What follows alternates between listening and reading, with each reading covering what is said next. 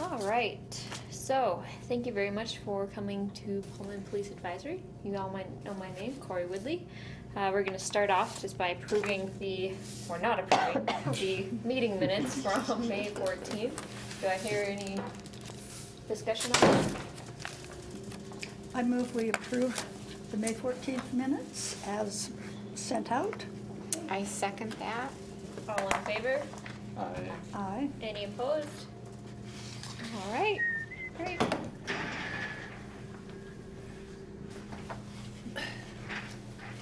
So as we talked about last month,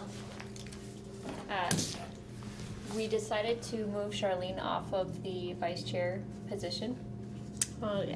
She hasn't been able to be here in a while, and we let people kind of email in and let us know what their interests are, or open the floor to nominations. And we had a nomination emailed in, and a couple other, I believe, passively verbal nominations. So I think that at this point we can talk about that, and I'm not sure how you guys want to discuss that, but we had we had Nathan, as well as Stephanie email in potential interest, and I'm not sure if there was any other details in those emails that were relevant, just potential interest in the vice chair position. And then a nomination for Eric, and I didn't know if you wanted to say anything about that nomination, or?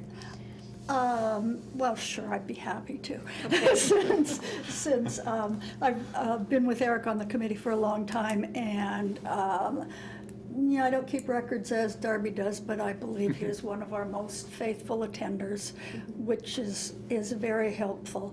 And last time when Charlene had expressed an interest in the position, Eric said he would also be interested. And so I was banking on that interest continuing when I sent in my nomination to Darby. But I think he's been a very faithfully attending and active member, and thus would be good in the position. Thank you.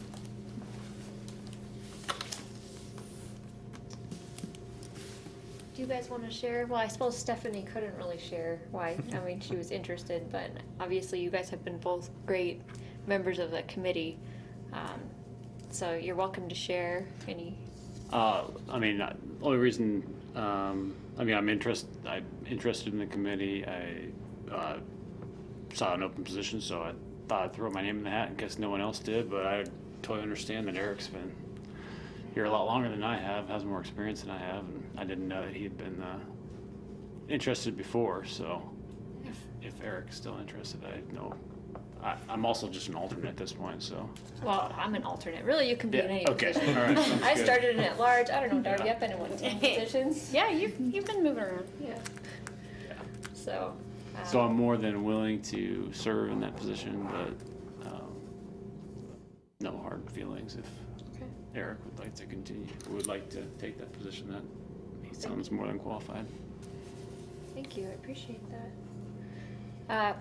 I was planning to nominate Eric as well, and that was just simply because he had been on the committee for so long, and I had him back me up a few times because, they're going through my pregnancy and everything and having a little one. It was really nice to be able to call somebody there, and I don't know what other discussion we should have on this. So how did you want to move forward with this? Did you want to vote today or vote at the next meeting, or? We have quorum now. We could vote today if you are all comfortable with that. Sure. The only. Well, yeah. Do we want to? If Stephanie. Yeah. The only downside is that Stephanie hasn't had an opportunity to speak as well. So my suggestion would be that we send an email out after this meeting to let all of the members know that these are the 3 candidates for this position, and we'll be voting next meeting, and we'll hear from each candidate at the next meeting as well. Yeah, that would be nice, because then we can have a more equal. Assuming you're still interested in. Yeah. Well, I can just withdraw my name if Eric is interested. I'll just do that. You don't have to do that. No, I know I don't have to do that, but it sounds more than qualified, so I'll vote, I'll be on there, but I'll be voting for Eric, so. Okay. All right. Well, then we can add 2 names to that and send that out. Okay. If that's how we want to move forward. Okay. Well, I really appreciate that. That's great. I mean, when I emailed in with interest in the vice chair position because I was new to the committee, but it turned out nobody wanted the chair position. Everyone wanted the vice chair position. So here I am. All right, well, thank you guys. Thank you very much. I also wanted to talk about Art Walk, just brief once over. I know Jay was there as well, and Stephanie. It was a really good event. I think we had a lot of people talking with us, and I think that we were a little bit of the outcasts of our area. Weren't you by the food trucks? Yeah, kind of. But I really was emphasizing that we had coloring books, you know, which these are encouraging art for the little ones, right? So here is my artistic expression. So maybe if we decided to do the event again in coming years, we could do something to maybe another art activity or something at the booth or something a little bit more, I don't know, art walkish, or host somebody's a piece of art or something at our booth maybe, you know, as a part of a stop. I don't know what you guys think. Figure out some Did any of you go to the event and not Sure. see us? Yeah, I did not make it to the Oh, okay. walk on Saturday. we could have, what do you call them? Just big paper things for kids to come and do art Yeah? that, you know, they draw your favorite police officer. Right, there you go. Or police cars, or we could just put a bunch of chalk in front of our booth and, like, I thought there was another booth that did that, like a few booths down, just left chalk everywhere and let kids play in that too. Paint it with paint guns. Uh-oh. No, I don't know. I think I might have to retry that. Abstract art. So I thought it went really well, and I really appreciated people's support down there, and it was a lot of fun to be down there during the day. The weather turned out to be great. The night before, the forecast was to be stormy and rainy and windy, and I'm like, this seems a lot like the Lentil Festival every year. But it turned out to be really good, so our boards didn't blow over once, and really liked the weather. So I think we should do it again next year, just because I think it gives us a chance to say what police advisory is, and then give them we also get a lot of police department related questions. It doesn't fail, someone comes up to the booth every time and says, how can I pay my parking ticket, or how do I appeal it? Because I want to do it right now, and I'm like, well, I'm not the person to go to. As long as you guys remember how to give them directions up the street to the police station, we're okay. Yeah, so that's about it on that. And then another thing I wanted to talk to today was future meeting topics. So as you guys have known, we've been doing this theme and inviting speakers, and I didn't know if there's any particular topics that you have found that have been really fruitful, or that you want to expand on. Maybe have certain topics be annual, where we have annual topics, or what you guys might be interested in hearing about in the upcoming meetings. We did have an emailed in comment. I think that got passed around. No, I think I just gave, Oh, I just okay. printed it out. Yeah, Ran it sorry over about for you. that. So Amy emailed in a comment, and she was thinking that we could throw the idea of a talk on culturally responsive, sensitive policing. And she said that she had discussed this with Gary a bit in relation to his Samoa trip last year. I don't know, Gary, if you saw this email or not. I didn't. Yeah, it just came in at the end of the day today.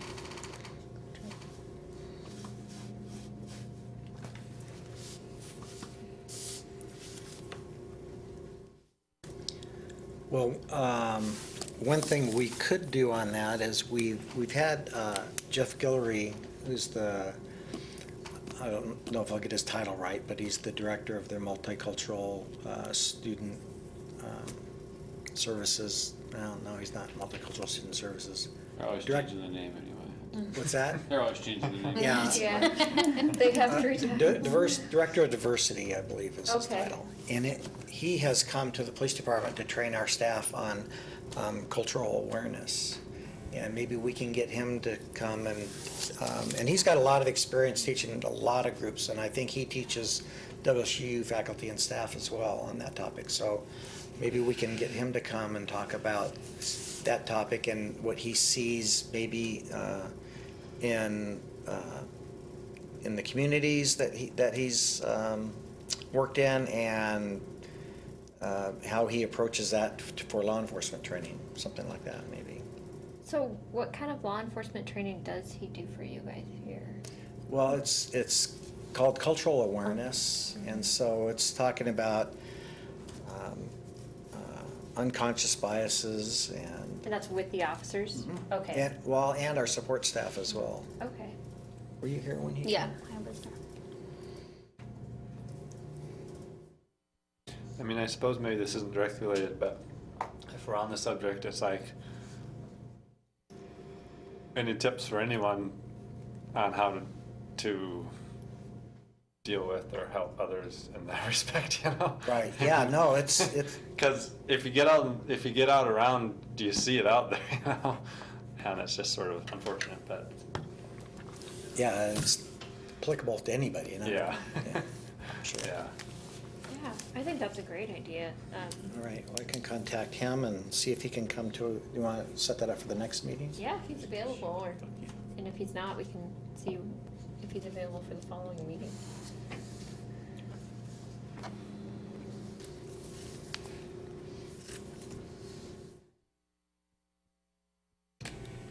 Do we currently have anything in our schools with like a DARE program, things like that?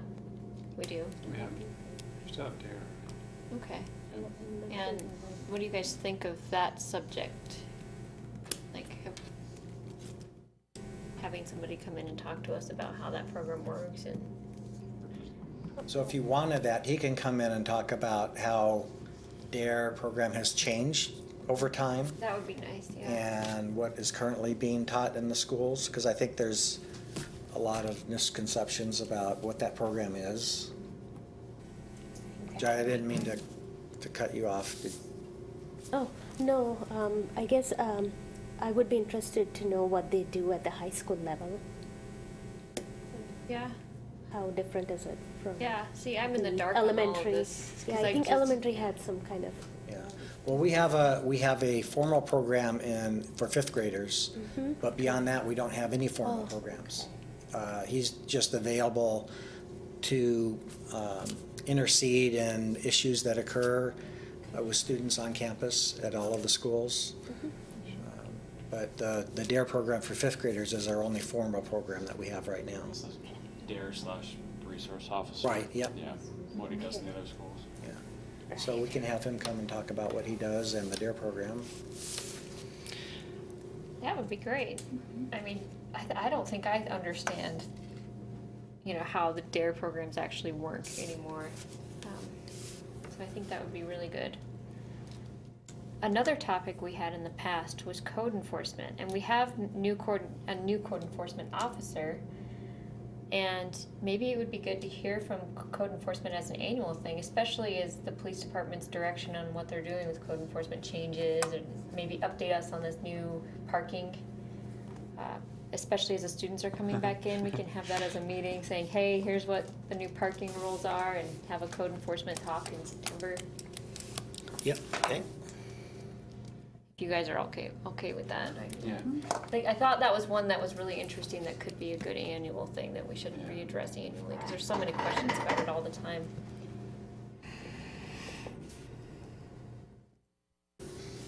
did the code enforcement get their new vehicle, new They truck did. or something? I So remember did you see seeing our it. old one? I've seen the old one, which is kind of like the So you know utility. why we got a new one. Okay. If you saw the old one. It is in violation of code. Multiple, I'm sure. So yeah, we got a brand new pickup truck that is very functional. So the back seat is set up to house animals. So they can put the stray animals that they find there till they take them to the shelter. And then the back of it has a bed that will slide out, and then it has a lift, a hydraulic lift, so that when they have like a dead animal in the street, like a deer, which are very heavy, one code enforcement officer can actually use that to lift it up and put it in the bed and then take it for disposal. So it's a very functional truck, and it looks a lot nicer. And it's a lot easier to drive.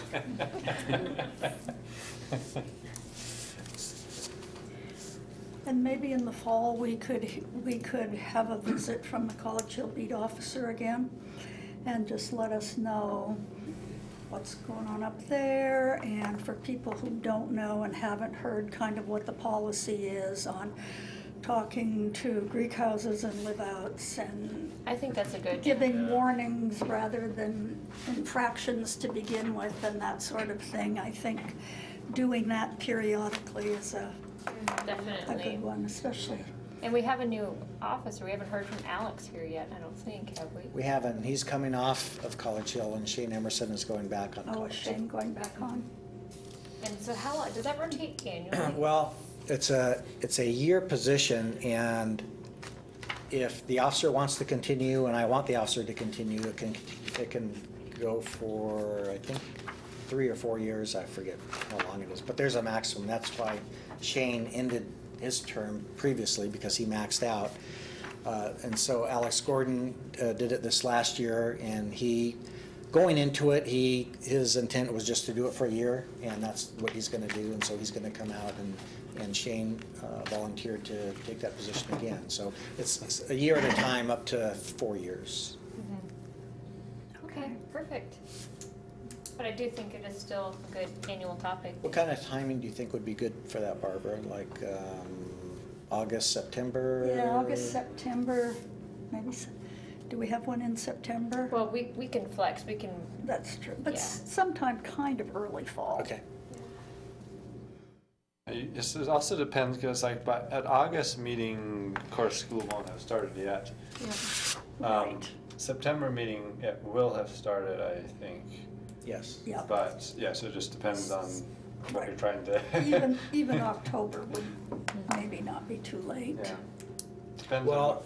it depends really what you want to hear about. If you want Right. to hear what their approach is and what they're going to be doing, any of the months will work. But if you want to hear kind of how things are going, then it'll have to be a little bit later. right, Yeah.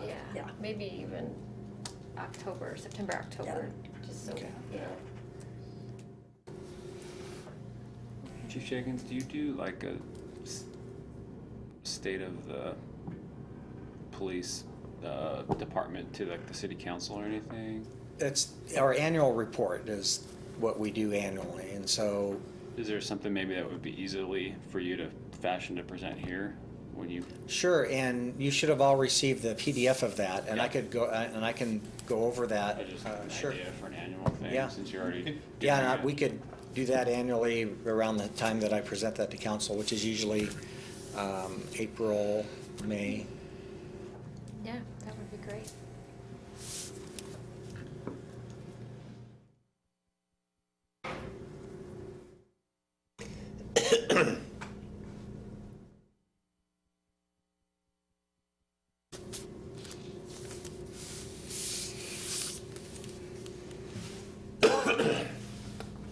The one other thing I was wondering about was whether this would make a topic, just in terms of like what homeless people, what we see in Pullman about that, and how that's handled and that sort of thing. I don't know if there's any resources that might. So I think a good speaker that can talk on that and other topics for people that are in need would be someone from the Community Action Center. They're really our prime resource for homeless and people that are another type of need And if they can't help them, they have a number of resources that they use too. And they're getting ready to build a new multi-million-dollar complex with apartments for temporary housing for people that are trying to get back on their feet. And so he could talk about that and the other things that they offer. Here in Pullman, they are. Yes. They're gonna be over by the movie theaters. Okay. Yep. Yeah, they're a really great resource, and I've heard a lot of people from there talk. Sorry, pardon me? We didn't know that was where they were going. Community Action Center. But they also have programs where they grow food and things like that. And people can go pick up grown food and cooking classes and all sorts of resources that are good in the community. I can make that contact on that one if you want me to do that. If you want to, I'm willing to do it. Okay. I mean, either way. And that one would be a good one to do anytime. Anytime, yeah. Yeah. It doesn't really matter. Yeah. Anytime they have availability. Yeah. Okay. Wow, these are great. Okay. Right. All right, our time's up. So, any other ideas? So what do you think, Barbara, about having the College Hill Association do a presentation about their organization and what they do? Because it's really the only neighborhood formalized group that we have in the city. Sure, I think that would be interesting, and Allison's always an entertaining speaker. And so, and it is kind of a nice model of a neighborhood banding together for the good of the neighborhood. Yeah. Do you want me to talk to her about her availability? Well, what does everybody else think? I just threw that out as an Sorry, idea. I'm leaving it. I've been wanting to hear from them for a while, so that would be great. Yeah, I think that'd be good too. Okay. I mean, I've heard of Allison, I've never met her, but. She's an active community citizen.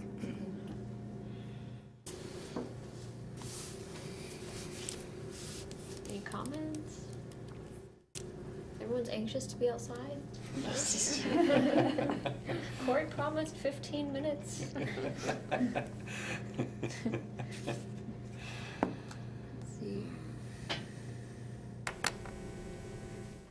That would get us a little ways out. Yeah, it Yeah, would. fills us up. I was waiting for somebody else who would say taser demonstration, but no one said it. I'm so disappointed. Probably related to that, maybe some information on drugs and such, Yeah, to have that as a identify continual. or. Yeah. What about like Heidi doing DRE? Yeah, there's a couple of ways we could go with that. So we do have one officer who's trained, what's called a drug recognition expert, who is called to scenes of major traffic collisions where there's someone suspected of being under the influence of drugs or alcohol. And they do an assessment of the person at the scene.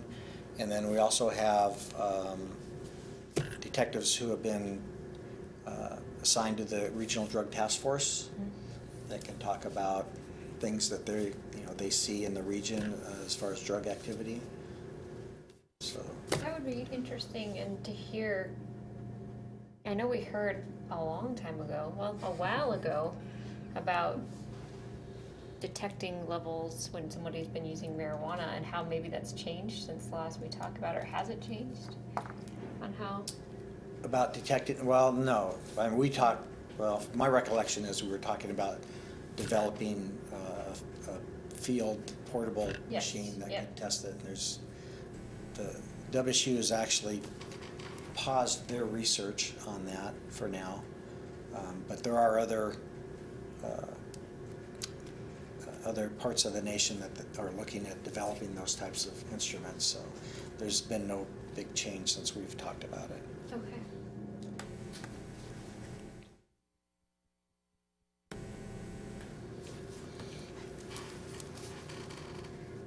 What other two detectives do we have? I thought there was in the offices across here that you guys housed another detective? Well, Scott Kirk had been a detective, but he recently went back to patrol, and we're keeping a detective position vacant just because we're short staff right now. Okay.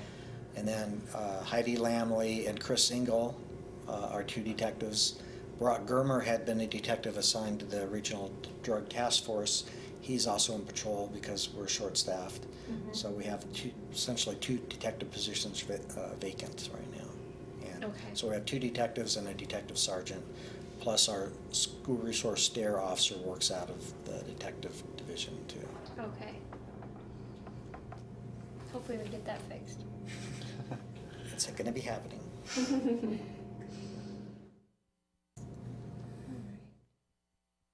Anything else? Any other ideas? I think we've got a lot of stuff to go off of, so that's great. I really appreciate you guys thinking of that stuff and doing that, because having theme meetings is interesting. We're always learning, and it helps us communicate with our constituents, saying, hey, we actually know this stuff, and or we can be a good liaison to all the knowledge that they would need in whatever circumstance they're coming up to us for. So, if we have no other comments, I think we should go off to Chief Jenkins for the police department update. Right, so personnel-wise, I think last meeting I reported that we only right now have 1 records vacancy that we're conducting the background on, and that's still in progress. And our detectives are the ones that do the background investigations, so our staffing level impacts their ability to do those quickly.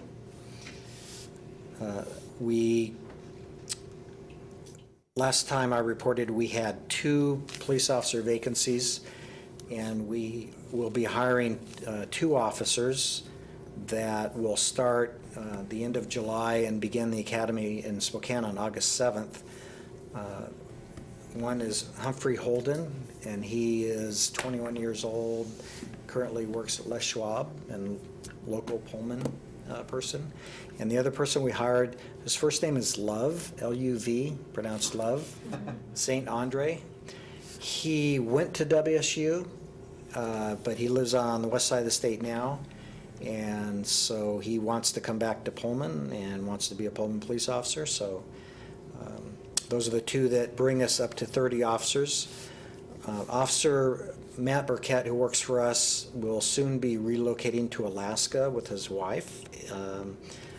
The exact timing, we don't know right now, sometime maybe toward the end of June or July. And so we do have someone that an applicant that we're doing a background investigation on right now, that if that pans out, he would be the one that could replace Matt Burkett. The next academy after this August academy in Spokane, there's the next 3 academies in Burien are all filled. So the first opening right now is December. So depending on when we get done with his background, the availability may not be till January or February in the academy.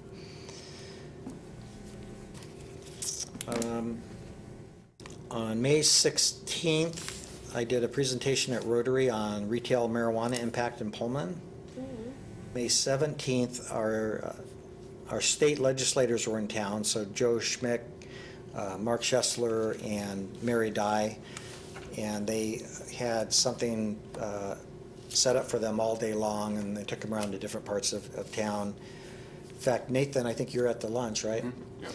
Yep. And I went to the lunch as well and had an opportunity to talk to Joe Schmick about mental health services, which is actually one of the areas he wants to really focus on this year. The next day, May 17th, Kathy McMorris Rogers had a conference call with chiefs and sheriffs from Eastern Washington, and we had 5 or 6 of us on the call, and I had an opportunity to talk to her about mental health services as well. So she seemed to be really responsive to that. I attended the Washington Association of Sheriffs and Police Chiefs Conference, May 22nd through 24th. Shortly after that conference, I was appointed to serve on the executive board for that group, so I'll be more involved with them. The City Council meeting on May 29th, City Council authorized 3 additional police officer positions. So we'll go from 30 authorized staff up to 33. So that, I mean, that is huge for us. So since 2001, we didn't have an increase until 2 years ago. They increased us by 1. And then this year they increased us another. That brought us to 30, from 28 to 30. And then this year and immediately brings us up to 33. And part of the reason for that is because we are projecting to lose through attrition about 5 officers over the next 2 years, and then another 5 officers a couple of years following that. And just to stay up with that, it takes us about 16 to 18 months to go through the whole recruitment and hiring and training process to get from recruitment to an officer out on the street as a solo officer. So there's a big time lag there. So we weren't going to be able to even hit 30 until 4 or 5 years from now. But getting us up to 33, we'll actually be able to, we'll end up dropping down to about 25 at one point, but we'll be able to pass 30 by next year, and we probably won't drop below 30 unless our projections are wrong on people leaving. If we have more people leave, then that could drop us. So authorizing 33 will help ensure that we don't drop below 30 is really what it comes out to. But it was a big commitment on the part of the council. It's, you know, it sounds easy to say, oh, let's add 3 more police officers, but that's a lot of financial commitment, and they're also balancing the needs of all of the other departments. So they have a lot of things that they had to weigh and balance, and so we're very fortunate that they chose to add 3 new officers. So we have a continuous recruitment already going, and we have interview panel set up for July 11th and 12th, and Corey's going to represent the board on that panel. Right now, we don't know how many applicants we have because we use National Testing Network to do our pre-testing, and there are some local tests being done over the next few weeks. So we'll see how many more applicants we get from those tests, but I expect we'll be filling up both of those days. They also, on that council meeting, approved some significant changes to our parking fines. Most of the fines hadn't been changed since the year 2000. The downtown parking fines hadn't been changed since 1995. So the fines for downtown parking had been $10, and we had been hearing from people for many years that people view that as a parking fee rather than a parking fine because it's so low, and $10 to park somewhere, if you compare that to Seattle, is nothing. So we wanted to make sure that we developed a parking fine that was really a fine and that attempted to gain compliance, and so council wanted a progressive fine structure for at least downtown parking. So beginning July 1st, parking fine downtown will go from $10 to $30. The second parking infraction received, I have the numbers here.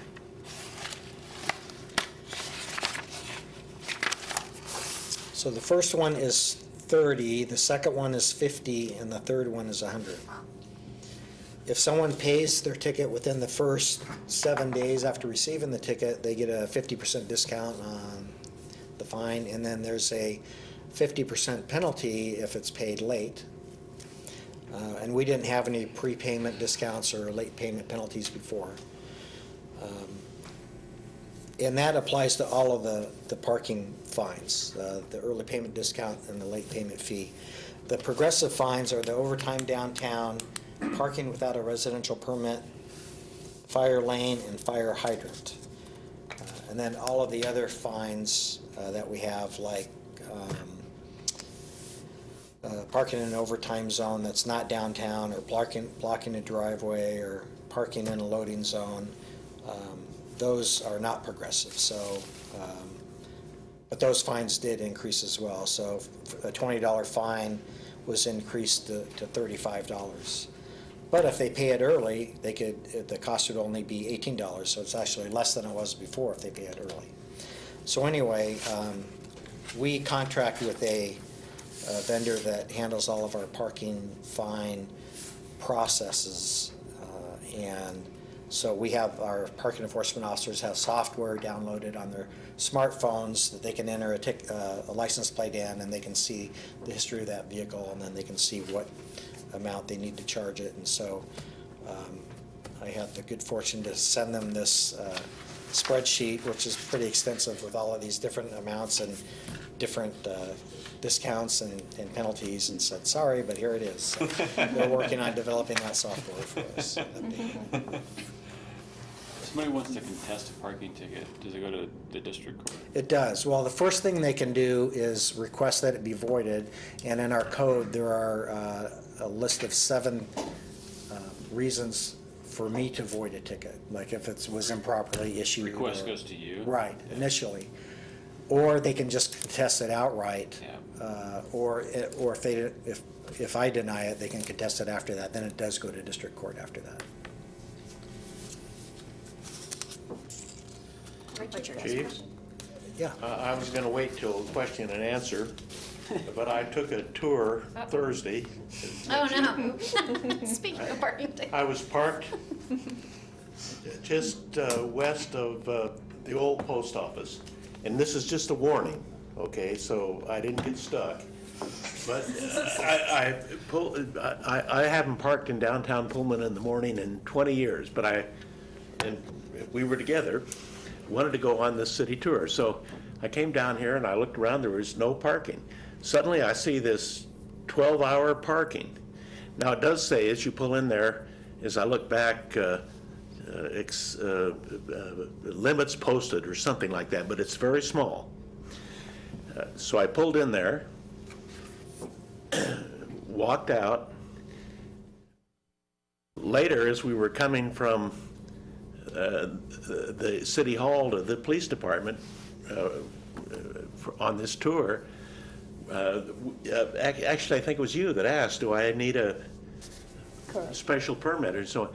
And you got one, and then the person said, well, does anybody else need one? I thought I was fine. I didn't say anything. Okay. So I go on this tour and I come back and I've got this damn thing on my windshield, okay? And it does say, let's see, permit required, see sign to left of vehicle. Okay, well, there's a sign back behind you when you're getting out of the car to walk out of the driveway. And then there's a sign to your right as you're walking out the driveway that's covered up halfway by tree branches. I had no idea I was in trouble. And I appreciate I got a warning and not a ticket. But I think on these lots that are restricted, I guess because they want people who work in businesses down here to park, as you're walking out of that lot, you ought to have a sign there saying this lot is, it's not 12-hour parking, it's 12-hour parking with permit. So which lot was it? It was the lot right, just west of Just above the old post office. Next to the Paradise. Well, I can have Public Works check those signs out. Well, I think it ought to be checked everywhere. Well, so the good news is you got If a you think I'm warning. excited now, wait till I've gotten a ticket. Well, see, the good news is, as of July 1st, well, first let me explain. For downtown parking, we give first-time offenders a warning. So, And this does say a warning, yeah. right. And was there a brochure that you got with that, or just the No, ticket? just this. So if they have brochures on them, if they issue a warning, they're supposed to put a brochure that shows a map of parking downtown and where the different limits are and those types of things. So starting July 1st, all the cars are starting with a clean slate. So if that happens again, you'll get another warning because you'll be considered a first-time offender again. But we'll check those signs out. Well, I'm sure you hear this all the time. I didn't see this, but I didn't. And I think I have some credibility because I got a warning and not a ticket. And Okay. those Because it fines would have been are very override. easy for me to Yeah.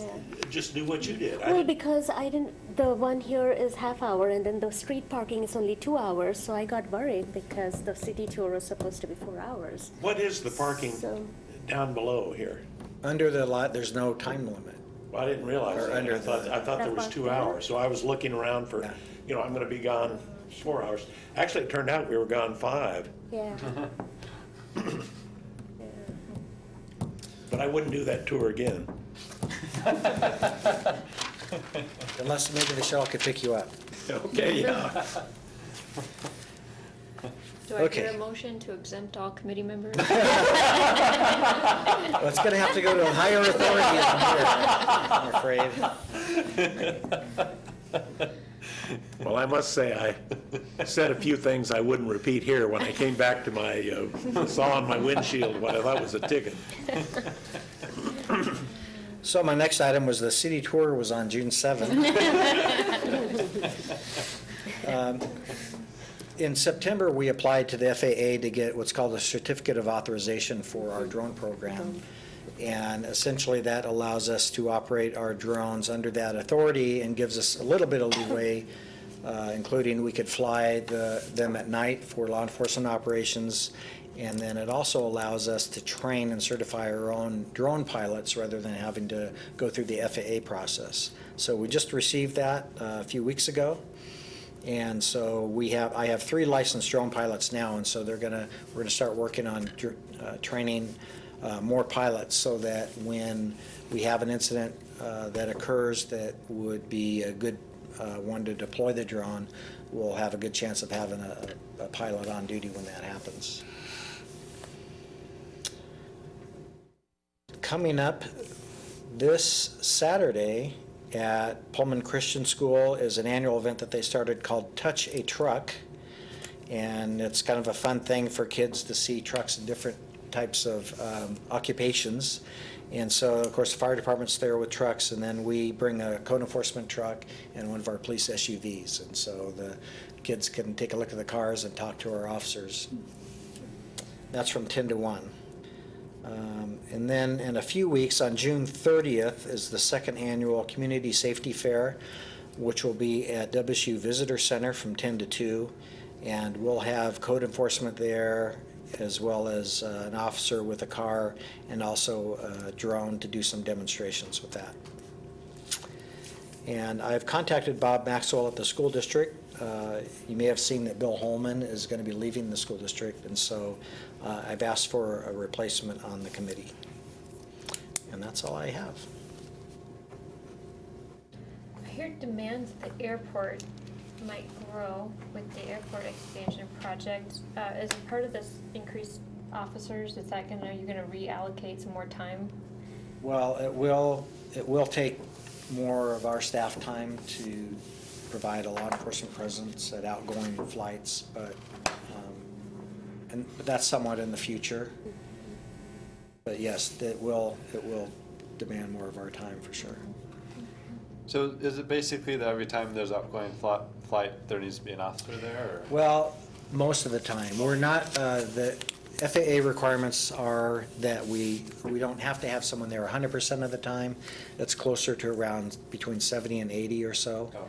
Because there are times, particularly now, when we're short-staffed, we may only have 2 officers on duty. Oh. And if they're at a call, we can't get there. So adding more staff will give us more availability to have an officer go to the airport to be there and make sure that we keep that percentage at the right place.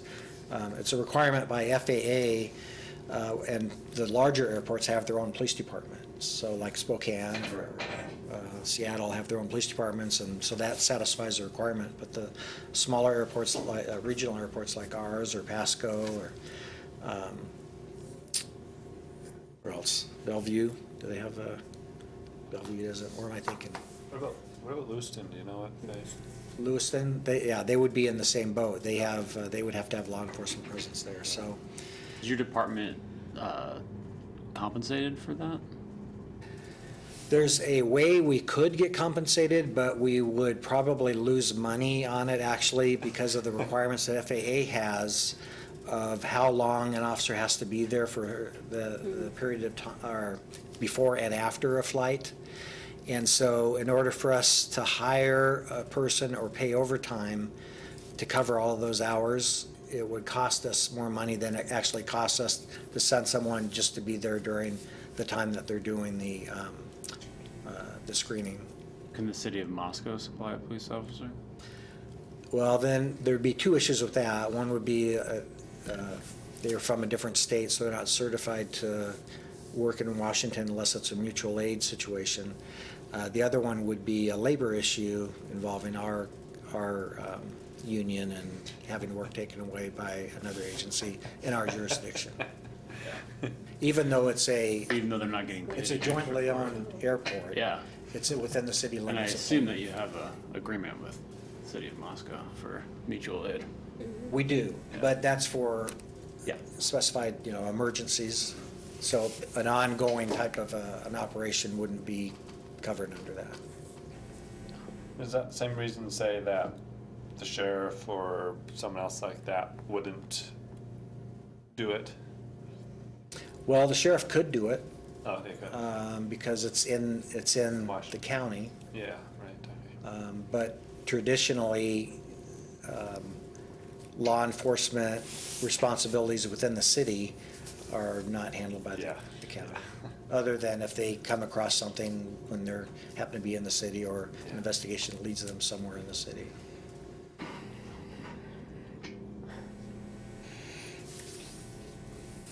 Thank you, Chief Jenkins. Does anyone else have any questions? A slightly different question. I want to thank you for sending out the weekly reports. I appreciate seeing those, but I'm appalled, and maybe it's just that I'm very naive, at the number of public records requests. I mean, it looked like there were 23 last going week down. and 27 the preceding week. What are they, and how much staff time does that take to comply? Most of those are pretty routine. Are they? So like for a traffic collision, an insurance company will send a request in to get a copy of the police report. That's Okay. really a lot of them. Sometimes also it's for, if someone's applying for a job that requires a security clearance, they'll need to find out information that we might have about Okay. a person's history in our city. So some of them are pretty routine, and if they don't involve video, then they're not that much time consuming. Records can go in and pull the reports up and determine what they might need to redact, and they can redact it. And traffic collision reports aren't redacted at all. They just pull the report and provide access to the person. So, in fact, the way that our system is set up, we encourage requests to be made online because we have an online system throughout the city for public records requests. And so that goes into our system, and then there's a lot of automation to the process because there's very particular requirements for responding to public records requests, and like what length of time you have to respond to them, and then and providing information about why you might be redacting information, those types of things. And so through the system, it helps automate and make it easier to provide that information. And then the information is provided electronically too. And so someone doesn't even have to leave their home to make the request and then get the information too. Is that for the whole city or just your The whole department? city. Well, that's a relief, thank you. Yeah. And in fact, when I was making the annual report to the city council, there was a question about, because one of the highest calls is airport security. And so, just looking at that, you think, oh my gosh, there's tons of things going wrong at the airport every day. And it's just going to be present during the outgoing flights. And I saw that the first time, I was like, what Right. happened at our airport? Are there any charges for the public records request? I'm sorry? Any cost to requesting public records? There was some legislation For regular public records requests, we can charge so many cents a page, I think right? it's 15 cents a page for copies. But I think electronically, I don't think we charge anything if we provide it electronically. There was legislation passed a few years ago on body-worn camera footage that if you were not a person that was a party to the incident and you weren't an attorney representing them, there's a few other exemptions there too, that you would have to pay for the staff time it would take to redact the footage needed to be able to release it. So that law was passed to try to eliminate abusive requests, but still allow people that had a need to have that information to get it without having to pay for it. Does that answer your question? All right, I think we can go on to our constituencies polls. So Richard, do you want to start us? Let us know. Nothing from Pioneer Hill, and since I had my say about the traffic warning, the city tour was very worthwhile. I was really impressed with the professionalism of the way this city's run everywhere we went. I was very favorably impressed. You did well, Chief, and Thank so you. did the other folks. Thank you. I'm Jaya from Military Hill Alternate, and I went on the city tour and I was quite impressed by the city assets and how things are working. The MNO place where you have all the buses and such. Yes, and of course the police department. And probably nobody else showed you the new anti-theft Trunk Monkey 10,000 video that I showed you, right? Oh, we do need an access to the fire department down here and to the new city hall. Yeah. The bus scraped over everything. Oh, is that right? Kind of thrilling. No extra charge, I'm sure. Thank you. Eric touched off business, nothing for me, so. Business community, nothing to report. Sunnyside Hill, we've been living with the new gas line that they've been installing there for, seems like forever, but I've got to say, every person has been so friendly, and I've had, I think the longest I've ever gotten stopped and actually had to wait was maybe 3 seconds. And, you know, it's been a long process, and I don't think it's close to being over yet, but I've just been impressed with how well that whole thing has gone, you know, and so. Your meters will be updated, what, in beginning of 2019 for electricity from Avista as well? You were at that Timeline meeting. is- Yeah, I don't weren't know you? the time. Yeah, I don't remember the timeline. College Hill, blissfully free of cost. Yeah, this time of year, your reports are always the best. I'm so happy. But come the end of the school year, you come to the meeting then. Right. Well, and hopefully these new parking fines might have some impact on it. They might. Yes, that would be nice.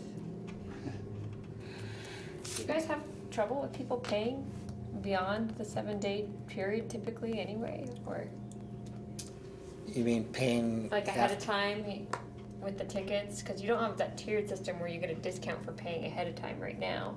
Right. Are you doing that because your people aren't paying, or? No, I think council just wanted to encourage early payment. Yeah.